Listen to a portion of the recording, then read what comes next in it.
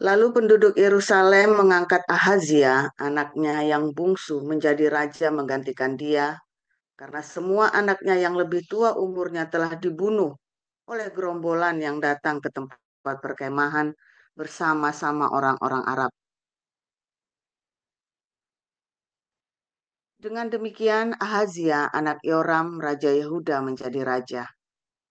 Ahazia berumur 42 tahun pada waktu ia menjadi raja, dan setahun lamanya ia memerintah di Yerusalem. Nama ibunya ialah Atalia, cucu Omri. Ia pun hidup menurut kelakuan keluarga Ahab, karena ibunya menasihatinya untuk melakukan yang jahat. Ia melakukan apa yang jahat di mata Tuhan, sama seperti keluarga Ahab, sebab sesudah ayahnya mati, mereka menjadi penasihat-penasihatnya yang mencelakakannya. Atas nasihat mereka pula, ia pergi bersama-sama Yoram bin Ahab, raja Israel, untuk berperang lawan Hazael, raja Aram, di Ramot Gilead. Tetapi orang-orang Aram melukai Yoram. Kemudian pulanglah ia ke Yizreel untuk diobati oleh karena luka-luka yang didapatnya di Rama pada waktu ia berperang melawan Hazael, raja Aram. Dan Ahazia, anak Yoram raja Yehuda, pergi menjenguk Yoram bin Ahab di Yisrael karena dia sakit. Telah ditentukan Allah bahwa Ahazia akan menemui ajalnya pada waktu ia mengunjungi Yoram. Maka ketika Ahazia datang, pergilah ia bersama-sama Yoram mendapatkan Yehu, cucu Nimsi, yang telah diurapi Tuhan, supaya dialah yang melenyapkan keluarga Ahab. Sementara Yehu melakukan penghukuman atas keluarga Ahab, ia menjumpai pembesar-pembesar Yehuda dan anak-anak saudara-saudara Ahazia yang melayani Ahazia. Juga mereka dibunuhnya. Lalu ia mencari Ahazia. Ahazia tertangkap ketika ia bersembunyi di Samaria. Ia dibawa kepada Yehu, lalu dibunuh. Tetapi dikuburkan juga, karena kata orang, dia ini cucu Yosafat yang mencari Tuhan dengan segenap hatinya. Dari keluarga Ahazia, tidak ada lagi yang sanggup memerintah. Ketika Atalia, ibu Ahazia, melihat bahwa anaknya sudah mati, maka bangkitlah ia membinasakan semua keturunan raja dari kaum Yehuda. Tetapi Yosabat, anak perempuan raja, mengambil Yoas bin Ahazia, menculik dia dari tengah-tengah anak-anak raja yang hendak dibunuh itu, memasukkan dia dengan inang penyusunya ke dalam gudang tempat tidur. Demikianlah Yosabat, anak perempuan Raja Yoram, istri Imam Yoyada, ia adalah saudara perempuan Ahazia, menyembunyikan dia terhadap Atalia, sehingga ia tidak dibunuh Atalia. Maka tinggallah Yoas 6 tahun lamanya bersama-sama mereka dengan bersembunyi di rumah Allah. Sementara Atalia memerintah negeri. Demikian.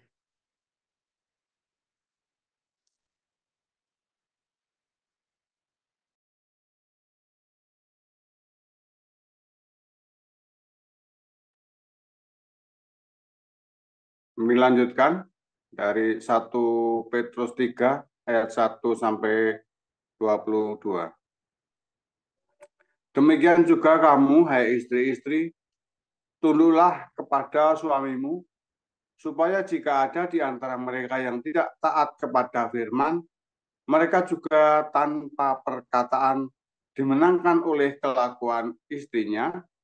Jika mereka melihat bagaimana murni dan salehnya hidup istri mereka itu, perhiasanmu janganlah secara lahiriah, yaitu dengan mengepang-ngepang rambut, memakai perhiasan emas atau dengan mengenakan pakaian yang indah-indah, tetapi perhiasanmu ialah manusia batinia yang tersembunyi dengan perhiasan yang tidak binasa, yang berasal dari roh, yang lemah lembut dan tenteram, yang sangat berharga di mata Allah. Sebab demikianlah caranya perempuan-perempuan kudus dahulu berdandan, yaitu perempuan-perempuan yang menaruh pengharapannya kepada Allah. Mereka tunduk kepada suaminya sama seperti Sarah, taat kepada Abraham, dan menamai dia tuannya. Dan kamu adalah anak-anaknya jika kamu berbuat baik dan tidak takut akan ancaman. Demikian juga kamu, hai suami-suami, hiduplah bijaksana dengan istrimu sebagai kaum yang lebih lemah. Hormatilah mereka sebagai teman pewaris dari kasih karunia, yaitu kehidupan, supaya doamu jangan terhalang. Dan akhirnya, hendaklah kamu semua seia sekata, seperasaan, mengasihi saudara-saudara, penyayang dan rendah hati, dan janganlah membalas kejahatan dengan kejahatan, atau caci maki dengan caci maki, tetapi sebaliknya, hendaklah kamu memberkati, karena untuk itulah kamu dipanggil, yaitu untuk memperoleh berkat.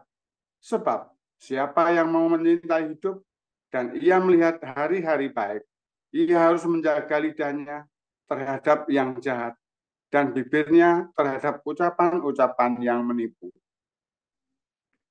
Ia harus menjauhi yang jahat dan melakukan yang baik. Ia harus mencari perdamaian dan berusaha mendapatkannya. Sebab mata Tuhan tertuju kepada orang-orang benar dan telinganya kepada permohonan mereka yang minta tolong, tetapi wajah Tuhan menentang orang-orang yang berbuat jahat. Dan siapakah yang akan berbuat jahat terhadap kamu jika kamu rajin berbuat baik? Tetapi jikalau sekalipun kamu harus menderita juga karena kebenaran, kamu akan berbahagia. Sebab itu janganlah kamu takuti apa yang mereka takuti dan janganlah gentar. Tetapi kuduskanlah Kristus di dalam hatimu sebagai Tuhan. Dan siap sedialah pada segala waktu untuk memberi pertanggungan jawab kepada tiap-tiap orang yang meminta pertanggungan jawab dari kamu tentang pengharapan yang ada padamu.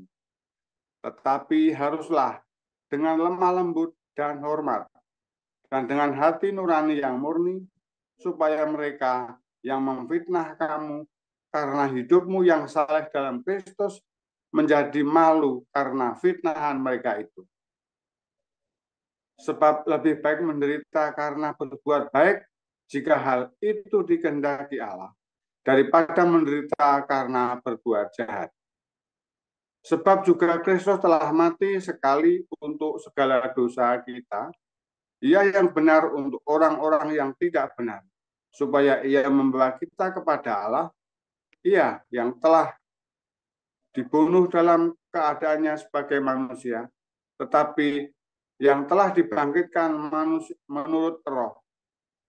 Dan di dalam roh itu juga ia pergi memberitakan Injil kepada roh-roh yang di dalam penjara, yaitu kepada roh-roh mereka yang dahulu pada waktu Nuh tidak taat kepada Allah, ketika Allah tetap menanti dengan sabar waktu Nuh sedang mempersiapkan bahteranya, di mana hanya sedikit, yaitu 8 orang yang diselamatkan oleh air bah itu. Juga kamu sekarang diselamatkan oleh kiasannya, yaitu baptisan, maksudnya bukan untuk membersihkan kenajisan jasmani, melainkan untuk memohonkan hati nurani yang baik kepada Allah oleh kebangkitan Yesus Kristus yang duduk di sebelah kanan Allah setelah ia naik ke surga, sesudah segala malaikat, kuasa dan kekuatan ditaklukkan kepadanya. Demikian firman Tuhan.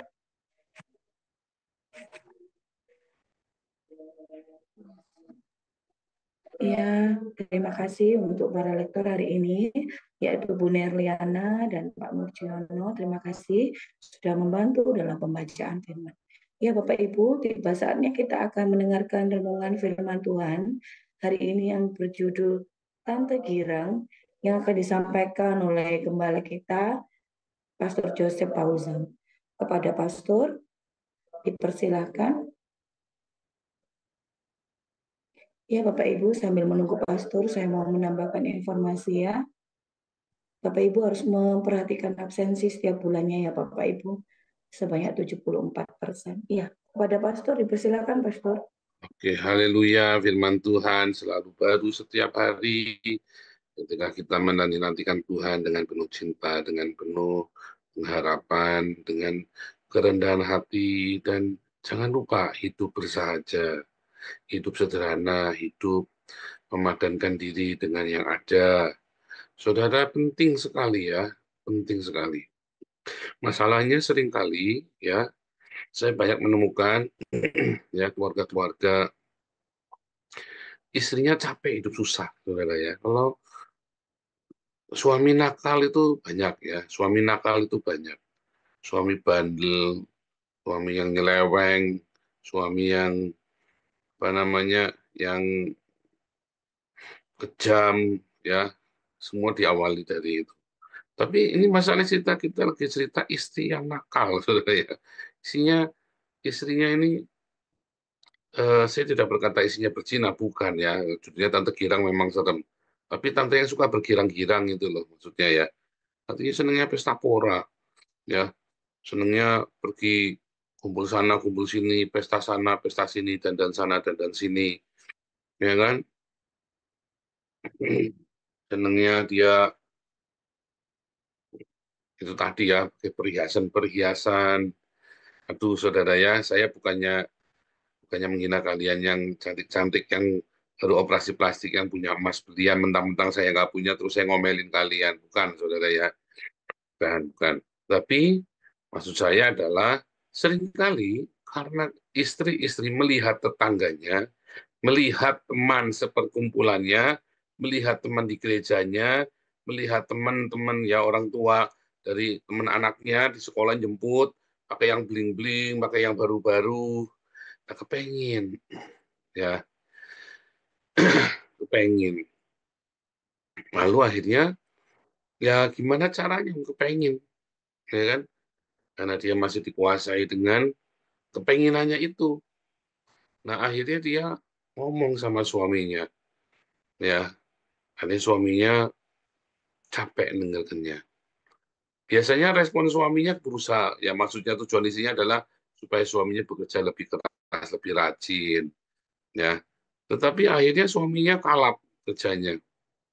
Ya, akhirnya mulai itu korupsi, mulai itu suaminya bekerja yang nggak baik, karena istri yang kepengen lebih.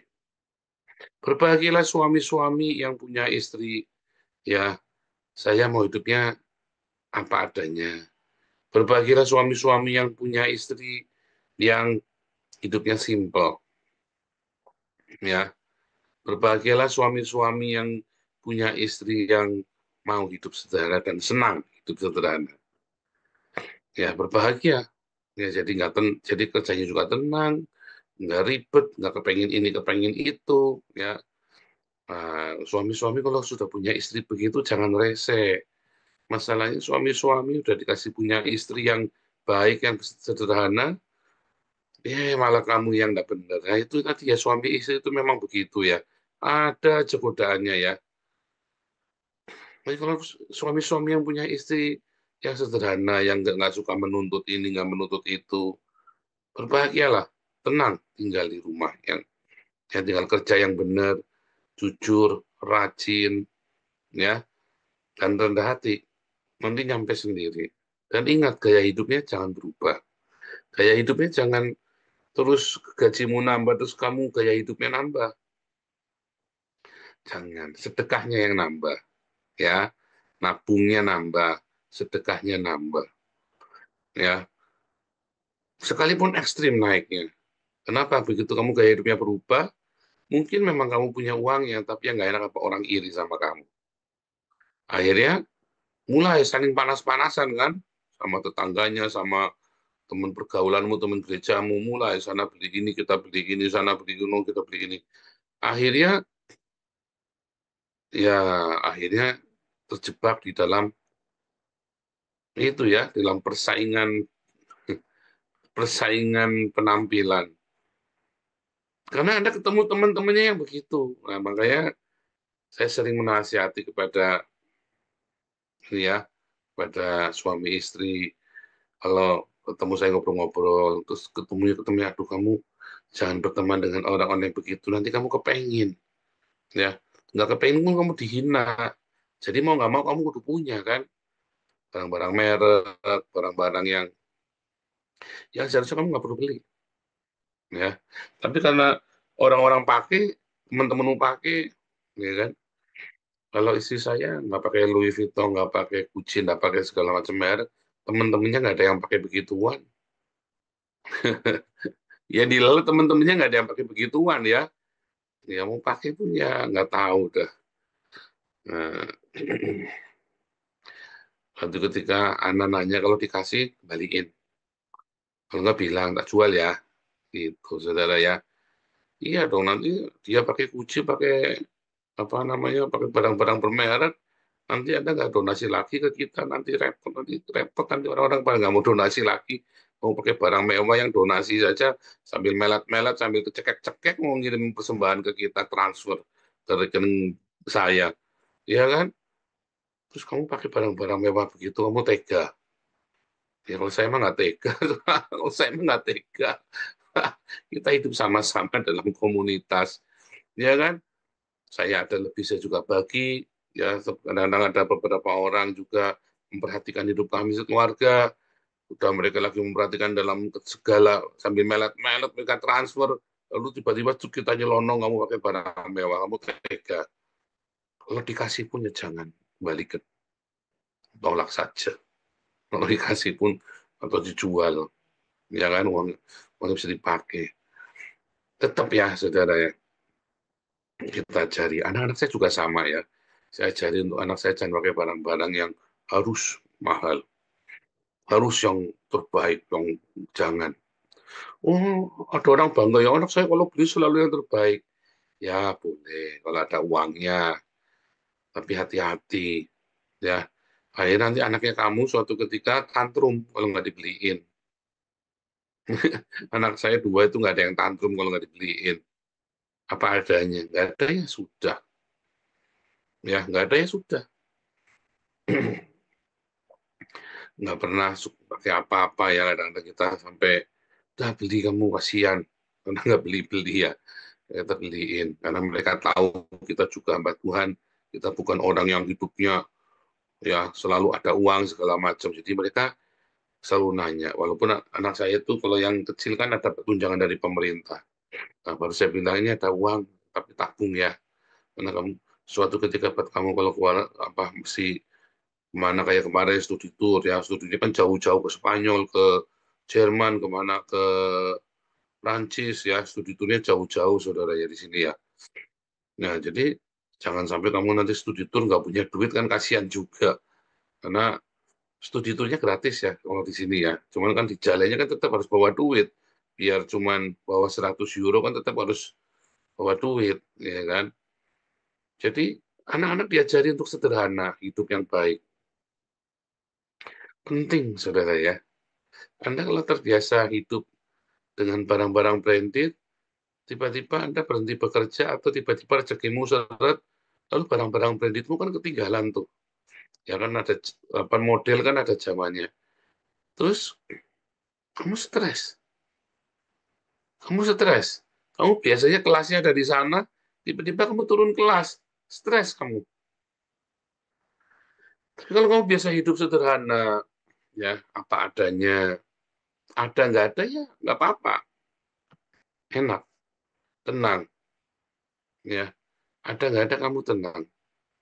Kalau kamu punya uang rezeki banyak, ya kalau rezeki banyak kita beli yang mahal ya. Jangan saudara. Kalau rezeki banyak, yuk kita ajari anakmu sedekah. Benar, saudara, nanti kamu benar hidupnya, nanti baik semuanya.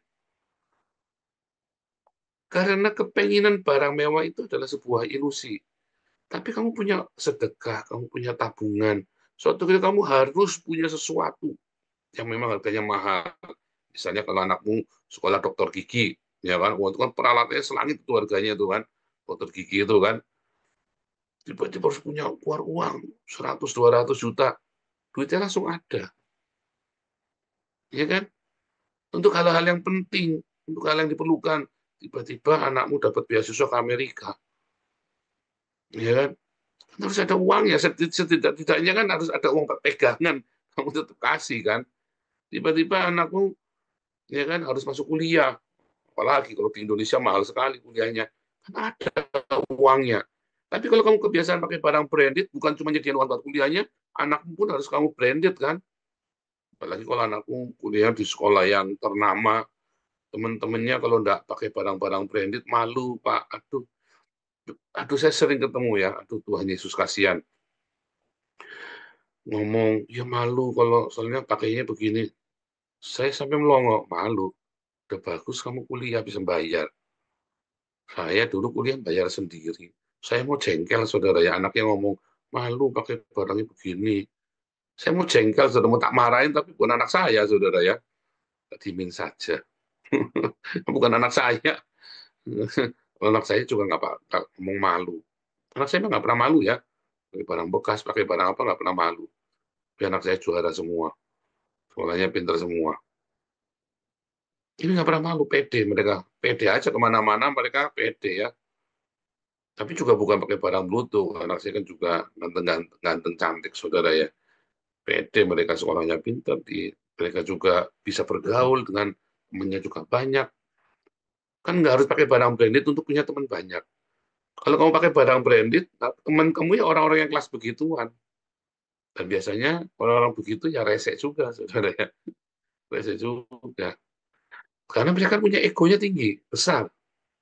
Ya, loh, itu stereotip ya. Ada yang rendah hati, jarang.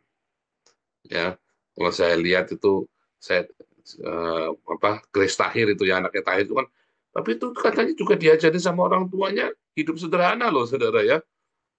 Beneran loh diajari orang tua hidup sederhana itu. Kalau ceritanya si Grace Tahir itu ya anaknya Tatu Tahir itu ya.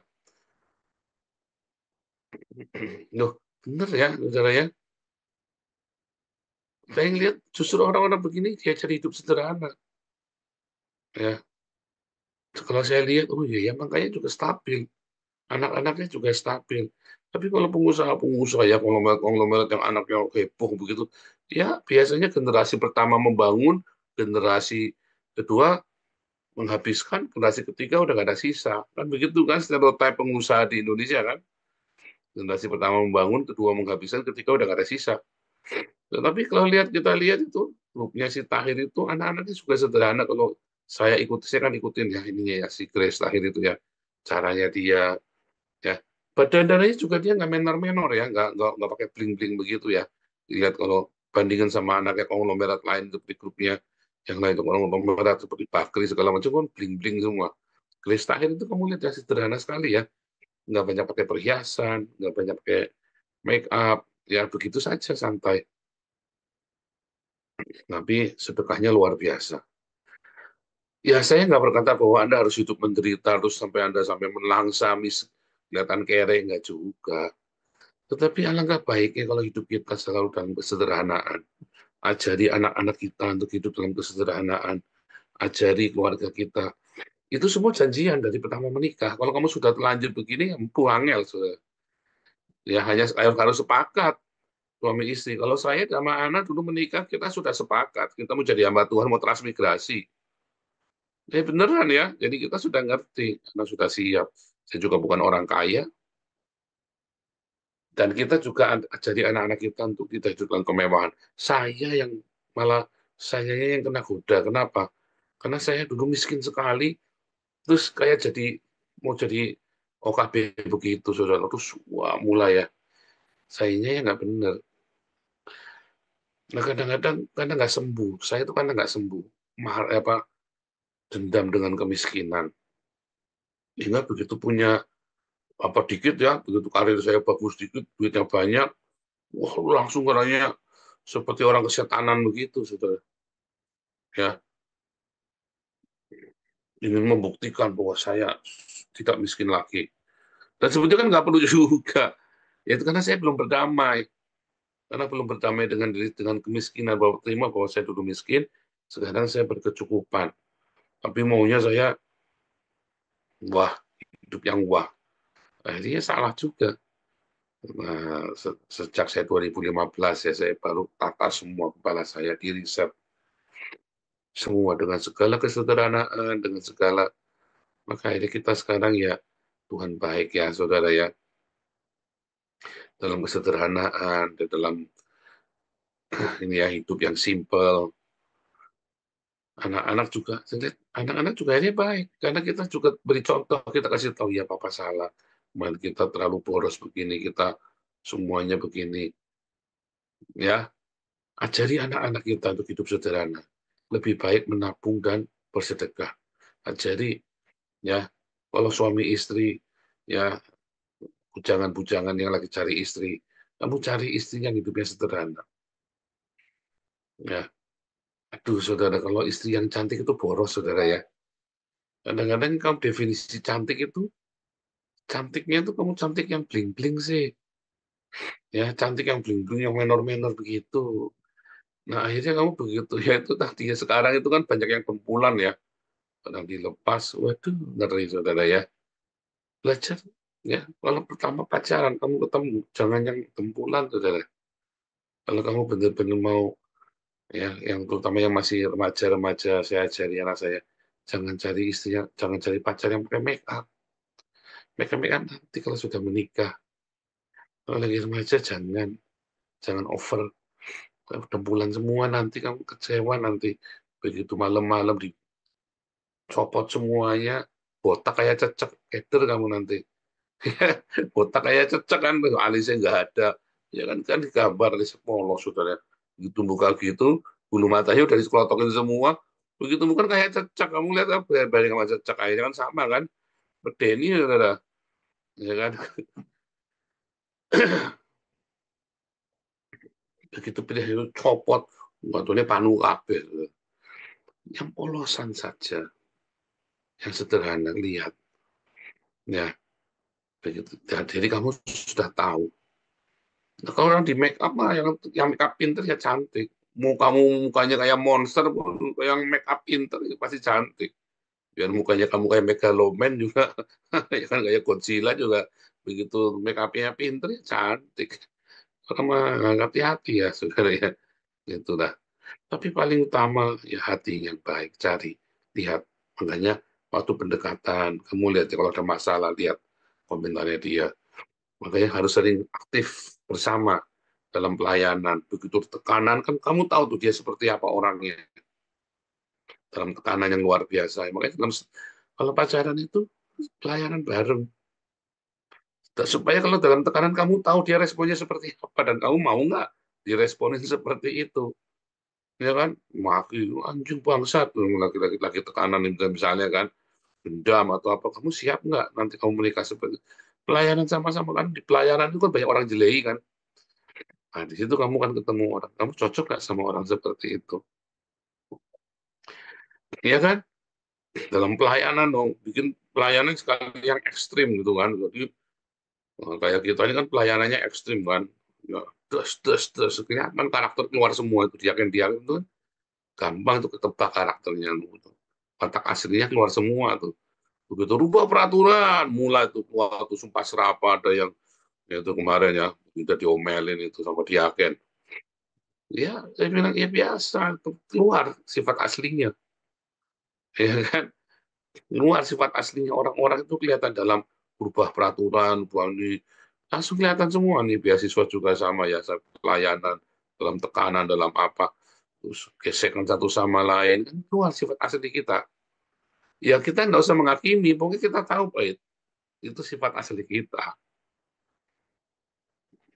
Ya, itu kan bukan berarti terus kita keluar sifat asli kita hakimi, tapi kan Kalau lagi pacaran, kamu sudah tahu nanti sifatnya seperti itu. Kamu mau nggak? Ya kan? Nanti ketemu lagi orang yang memang benar-benar di dalam tekanan, dia tetap rendah hati. Makanya harus aktif ya di dalam komunitas. Makanya jangan tinggalkan perhimpunan. Kamu ya menikah dengan orang-orang yang di dalam komunitas itu kamu tahu watak aslinya dia. Tapi kalau kita sudah suami istri bagaimana? Ya sudah, bulan promosi sudah habis, terima kenyataan. Harga diskon sudah tidak ada. Ya, barang yang melutuk, tinggal kamu pikir gimana melutuk dipoles supaya rada bagus sedikit. Kamu digeser satu sama lain supaya kamu makin besi menajamkan besi. Kalau sudah menikah, udah telanjur itu, kayak Pak Murji ini udah kasep, bulan promosi udah habis. Ya rumusnya jangan perhiasanmu, jangan perhiasan batin ya jangan ya besi melawan besi itu tadi. Besi menajamkan besi. Udah rumusnya sudah itu pasrah.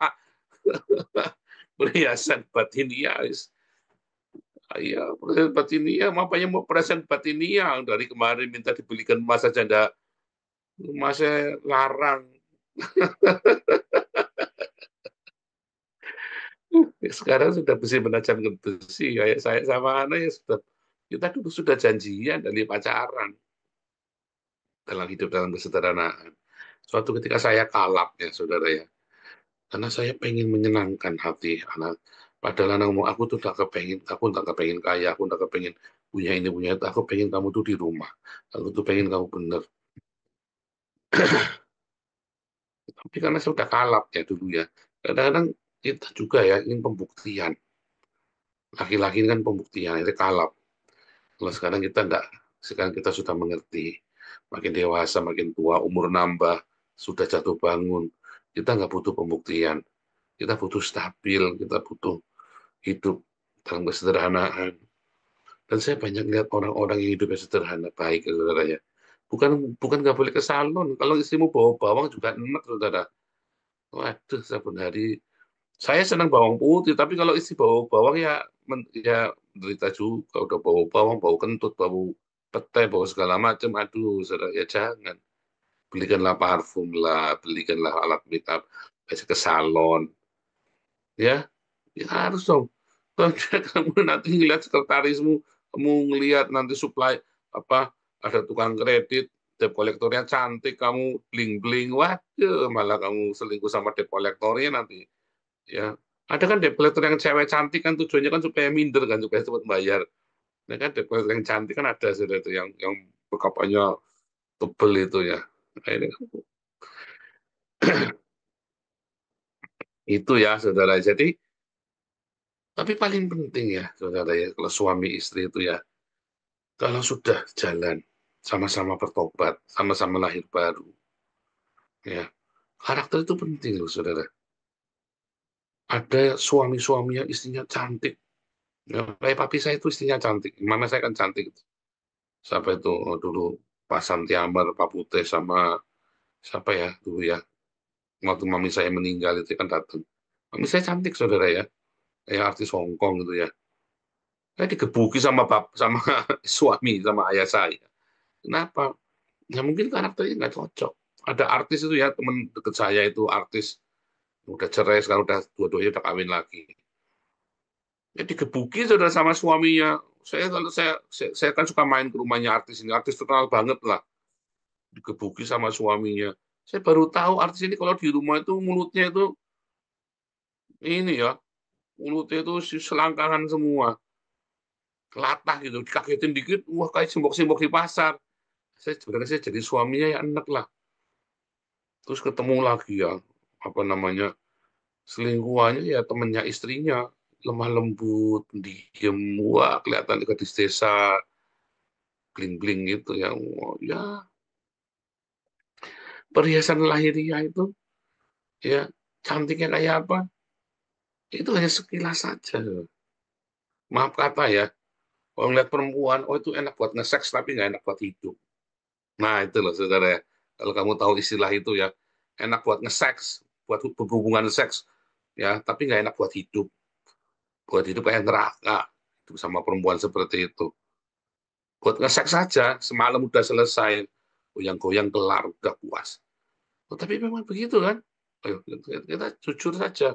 Laki-laki kan kadang-kadang kan sebenarnya cinta sama istrinya, ya kan? Waktu dia ketemu sama itu kan hanya kepengen seks saja, karena istrinya bau bawang, bau pete, ya kan? Bau pete, napasnya bau naga kan istrinya kan? Kenapa sih? Karena kamu nggak dirawat istrimu. Padahal kalau kamu rawat istrimu, ya dirawat yang benar, tanpa berlebihan, ya karakternya saling membentuk satu sama lain. Istri-istri juga sama. Karakter itu penting sekali, saudara ya.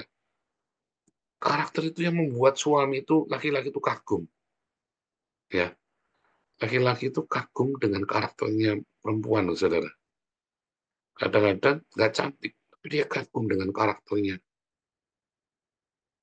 ya. Bukan sekedar seks, apalagi makin tua, makin murid tambah tua. Istri-istri yang punya karakter yang emas itu ya, suamimu akan dimenangkan, anak-anakmu akan dimenangkan. Masalahnya banyak istri-istri yang pakai perhiasan emas, tapi hatinya comberan, saudara. Ya, akhirnya kamu udah karu-karuan. Ya, sekarang belajar karakter, minta sama Tuhan. Tuhan bentuk aku Tuhan. Langsung jeda, pencobaan datang, saudara ya. Doa yang paling cepat dijawab kan Tuhan bentuk aku Tuhan. Tuhan proseslah ubahlah hidupku. Kan cepat itu saudara. Doa yang paling dijawab sama Tuhan. Sekejap mata kamu baru selesai. Tuhan bentuk bentuk hatiku, ubah hidupku menjadi yang baru. Kamu keluar dari kamar, langsung tuh Tuhan jawab doanya itu. Ya kan? Jangan nggak percaya, kamu coba pagi ini kamu nyanyi, Tuhan bentuk hatiku, ubah hidupku. Kamu begitu keluar, saudara, tiba-tiba ada orang tiba misui kamu, saudara. Ya kan? Itu doa yang paling cepat dijawab sama Tuhan, bentuk hatiku, ubah hidupku menjadi yang baru itu. Tapi begitu kamu benar-benar jadi baru, ya, istri-istri yang hidupnya diperbaharui, suaminya mau bejatnya kayak apa? Tobat, saudara.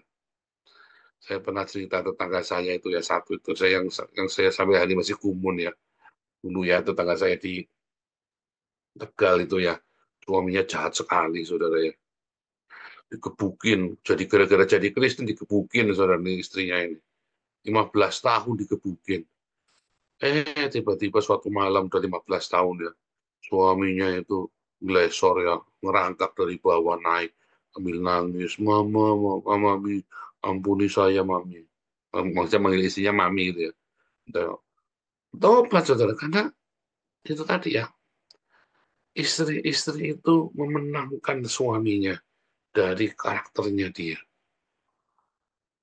memenangkan seluruh keluarga dari karakternya dia ya dan saya banyak sekali melihat kesaksian-kesaksian ya istri-istri yang memenangkan seluruh keluarganya karena karakternya dia karena hidupnya dia ngalah ya termasuk mertua saya perempuan suaminya dimenangkan gara-gara dia bertahan tenang diem difitnah di apa dia diem suaminya akhirnya bertobat saudara mertua saya laki-laki sebelum meninggal bertobat ya tadinya melawan tapi terus dia ngerti diem karakternya dibentuk lama-lama ya dalam proses segala macam proses akhirnya seluruh keluarga dimenangkan istri-istri yang hidup ya takut akan Tuhan saya nggak cerita kalau kamu di KDRT kamu diem saja lapor polisi jangan goblok di KDRT diem aja lapor polisi kalau digebukin ya kalau kamu istri-istri kalau digebukin lapor polisi ya jangan mau nggak boleh ya tapi kalau selama dia nggak ngebukin selama tidak kekerasan paling cuma kadang-kadang mulut yang jahat atau dia selingkuh apa segala macam kamu diam mau berdoa minta Tuhan berikan kamu kekuatan untuk kamu punya respon yang baik karena kamu akan jadi permata yang indah perhiasan yang indah yang akan memancarkan keindahan itu memancarkan surga di rumahmu akhirnya seluruh keluarga akan dimenangkan ya istri-istri ibu-ibu yang tidak baik anaknya nggak baik saudara ya anaknya juga nggak baik. Ya entah kenapa. Ya, makanya suami-suami yang istrinya nggak baik, kamu harus berdoa sungguh-sungguh takut akan Tuhan supaya jangan sampai anakmu ngikuti jejaknya. Kamu selalu tunjukkan cintamu pada anak-anakmu kalau istrimu tidak benar. Ya, tapi kamu istri-istri, ya hati-hati. Anak marah sama ayah, nggak ada obat, saudara. Ya. Tapi anak mungkin nggak marah sama ibunya, nggak bisa marah, tapi dia nyimpen, dan itu kan berpola sama dia. Itu kan berpola, dia nyimpen, dia nggak bisa marah, tapi akan berpola. Banyak kamu ngelihat ibu-ibu yang nggak benar, anaknya nggak benar. Ya, ibu-ibu yang nggak benar, anaknya pun nggak benar karena berpola. Pak, kalau gitu pelacur, benar tuh saudara, kamu jangan berkata pelacur itu selalu nggak benar loh. Banyak pelacur itu karena dijual loh. Tapi kalau perempuan-perempuan yang sengaja melacurkan diri karena seneng-seneng, ya anaknya nggak benar. Nggak akan benar. Tidak akan benar. Ada pelacur yang karena kesulitan kehidupan, diperkosa, segala macam, mengalami ya banyak ya. Ada selalu cerita itu selalu ada di anomali itu ya. Tetapi orang yang melacurkan diri karena hawa nafsunya dia, ya kalau dia punya anak, anaknya nggak benar. Ya, sekalipun anak itu tidak sakit hati sama ibunya, tapi kan nggak benar. Kayak seperti itu. Ya. Tapi kalau wanita-wanita, istri-istri, ibu-ibu yang hidupnya takut akan Tuhan, sekalipun ayah si sang suami itu menyakitinya luar biasa, anaknya sampai kepahitan luar biasa, tetap anak itu kan benar. Walaupun tetap menyimpan kepahitan itu, makanya harus pelayanan hati Bapa disembuhkan. Ya, ya, saudara ya, ingat-ingat itu. Kalau kamu menang, maka seluruh keluargamu akan dimenangkan. Seluruh keluargamu akan dimenangkan. Respon-responmu itu akan menentukan. Tapi paling penting sebelum menikah janjian dulu. Sebelum menikah kamu harus benar dulu, benar cari orang yang lahir baru. Banyak orang aktif di gereja tapi nggak lahir baru. Jadi tidak jaminan orang itu aktif di gereja. Ya hati-hati saudara ya, kelihatannya aktif di gereja, katanya penjahat kelamin. Kelihatannya aktif di gereja, nggak taunya bandar narkoba. Itu kan kemarin satu pemain musik, timnya koordinator musik, nggak taunya bandar narkoba. Hati-hati, saudara, nggak, ya. Tidak selalu orang aktif di gereja itu adalah orang baik. Jangan buat patokan. Tetapi orang yang lahir baru itu pasti baik. Orang yang lahir baru itu pasti baik. Taunya dari mana lahir baru. Makanya kamu harus sama-sama pelayanan, lihat responnya ketika ada masalah. Responnya ketika dia difitnah, responnya ketika dia menghadapi apa yang dia lakukan, itu kamu akan tahu dia lahir baru apa enggak. Ya, kalau dikit-dikit bukan harga diri, dikit-dikit apa, jangan saudara. Kamu kan susah. Kalau dikit-dikit harga diri, dikit-dikit tersinggung, nah, itu berarti kan dia nggak lahir baru, nggak mungkin. Belum tentu pendeta itu lahir baru, belum tentu. Ya, nah, jadi saya cerita ekstrim yang kanan, ekstrim yang kiri. Ya, ingat-ingat. Sama Tuhan Yesus, responnya yang benar, sebelum menikah cari yang lahir baru, kalau sudah menikah, hiduplah bersahaja, respon-respon dalam kehidupan yang benar, ibu-ibu, wanita-wanita, istri-istri, takut akan Tuhan, kasih respon yang benar. Tuhan Yesus memberkati.